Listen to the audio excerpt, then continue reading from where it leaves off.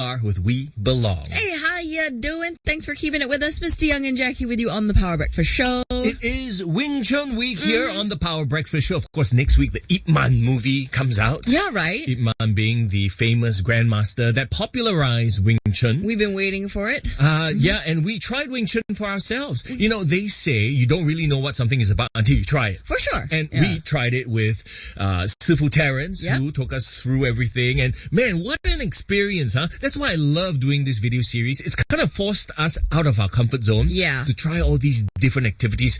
And there are just so many in Singapore. If you told me like a month ago that I'll be trying Wing Chun, I'd be like, nah, mega. But I'm so glad I got to try it out. Right, and we have the video to prove it.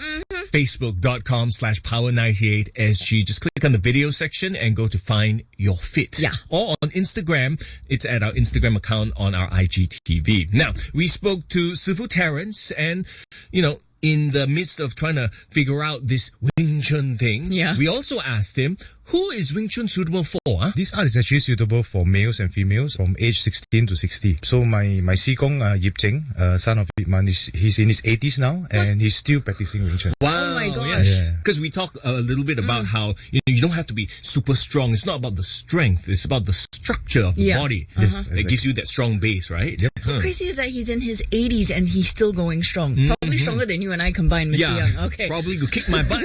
So Sifu Dennis Lee was the consultant, the Wing Chun consultant for that movie. Right.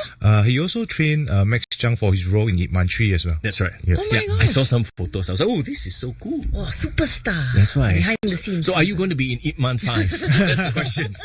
I don't think so. Come on. We're looking forward to that. Maybe we can have you guest cameo in the next movie. Huh? Yeah. Yeah, probably.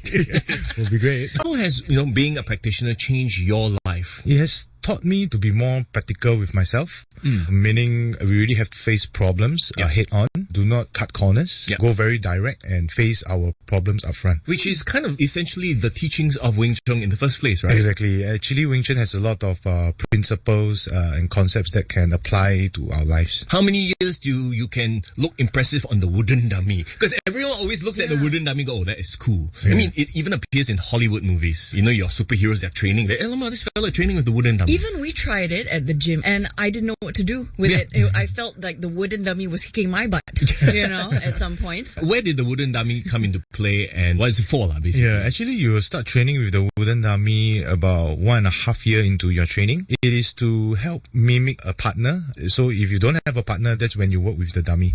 So it helps you train your angle, connection to your structure, which is the source of power, and many more. I mean, if you'll notice the dummy itself, most of them are fashioned like, 2 limbs, like 2 hands, and then 2 feet plus the trunk. And what was interesting about it is not in a fixed location. It's sort of suspended, so it moves, it rattles, right? Right. There's a reason for that. Because we would want the dummy to be able to feed back to us, because all our energy are supposed to go into the center. One of the key concepts is protecting this. There's a lot of emphasis on the center line. Yep. For those of us who have never done martial arts or have no concept of what this center line is, what's the basic idea of this center line and how you have to protect it and all that? The center line in general is basically the line between 2 persons. It's the shortest path to attack a person. So Wing Chun is very focused on this line because we always want to occupy the fastest line so that we'll always be faster than our opponent.